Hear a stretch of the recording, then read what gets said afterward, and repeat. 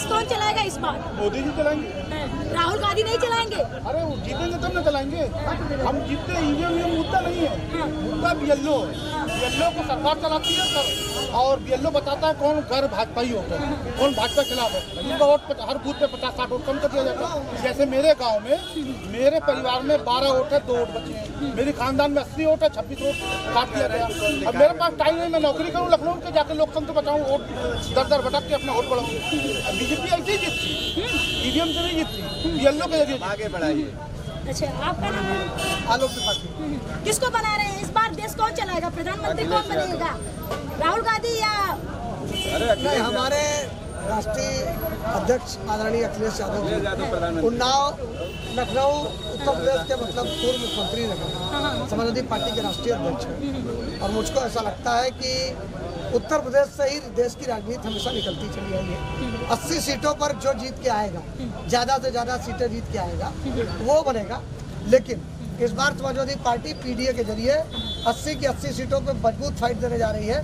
तो भारतीय जनता पार्टी को मजबूर होना पड़ रहा है सभी सांसदों का टिकट बदलाव करने का, काटने का, ये वो सब दुनिया भर का मतलब तमाम तामझाम कर रहे हैं, लेकिन उसके बावजूद जीत उनको कहीं दिखाई नहीं लगी। इसलिए मुझे ऐसा लगता है कि इस बार आदरणीय राष्ट्रीय अध्यक्ष जी इस हिंदुस्तान के तख्तो ताज पर बैठेंगे और समाजवादी पार्टी का परचम पूरे देश में लहराएगा।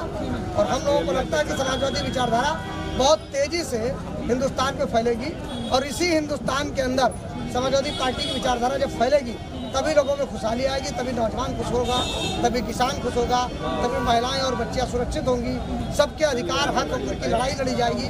और मुझे लगता है जो आज की डेट में किसान को दोगुनी आय करने की बात 2014 में करी थी इस देश के मौजूदा प्रधानमंत्री ने, मुझे लगता है उस बात को बड़ी रेखा के रूप में जो खींचेंगे वो आदरणीय अखिलेश यादव जी। क्या कह रहे हैं? अखिलेश यादव को बना रहे हैं देश चलाने के लिए? हमको भी तो लगता है कि उनकी स्थिति अच्छी है, उन्होंने काम किया है।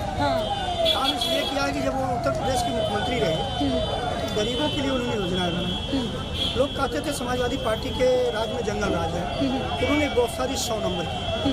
अगर 100 नंबर पर कोई डायल करता है तो 100 नंबर का हेडक्वार्टर किसी से जात बिरादरी नहीं पूछता है, वो पूछता है लोकेशन कि आप किस लोकेशन पे हैं। विदिन 10 मिनट में वो वहाँ आपको पहुँच के सुविधा उपलब्ध, सुरक्षा उपलब्ध कराता है। तो जो इस तरह के कार्य करता है उसकी सरकार बनना भी चाहिए। लेकिन हम आश्चर्यचकित हैं कि जितने डिबेट यहाँ होते हैं कभी कभार देखने को मिलता है, लोग बुनियादी मुद्दों पर सवाल नहीं करते हैं। जैसे कोई कहा कि किसकी सरकार बनेगी, सरकार तो भारत में बनती ही है देश की आज़ादी के बाद से। सरकारें कौन क्या कर रही हैं डिस्कस इस विषय पर होना चाहिए। आज ये डिस्कस होना चाहिए कि कौन सी ऐसी सरकार है जो हमको अच्छी चिकित्सा दे सकती है, अच्छी सुरक्षा दे सकती है, जो महंगाई पे अंकुश लगा सकती है, जो शिक्षा के स्तर को उठा सकती है, जो रोजगार दे सकती है। आज कितने नौजवान इस उत्तर प्रदेश में लगभग 7 वर्ष की सरकार में, आप प्रेस के लोग हो, आप जानते हो कि कोई भी सरकारी नियुक्तियाँ ऐसी नहीं है जिनको अमली जामा सरकार पहना पाई हो। किसी न किसी कारण से वो रुकती गई। 7 साल में जो रोजगार पाने वाला युवा नौजवान पढ़ लिख करके अपनी पूरी ज़िंदगी कमा दिया और उसके माँ बाप ने सारा पैसा लगा दिया।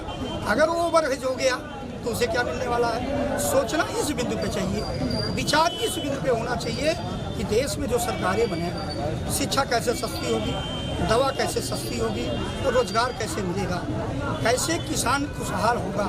जब किसान खुशहाल होगा, युवा रोजगार पाएगा, शिक्षा में स्थिति अच्छी बनेगी, तब तो देश का विकास होगा।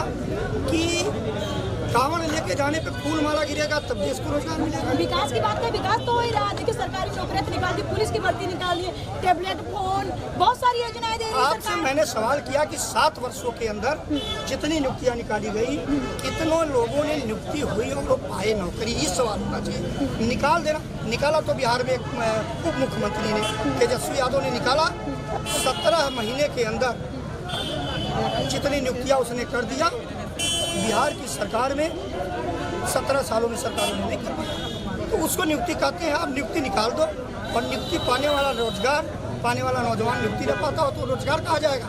वो तो उसको यह है कि आपको केवल बाकाने की बात हो रही है। आप चिकित्सा को ले लो, जो गरीब आदमी अस्पतालों के बाहर घूम रहा है, एमपी विधायक के प्रतिनिधि परिवार के लोग तो यही पीजीआई में हमने सुना एक एमपी दवा के बिना मर गया। आपने कोविड में देखा गंगा में लाशें तैर रही थी, शमशानों पे लाइन लगी थी।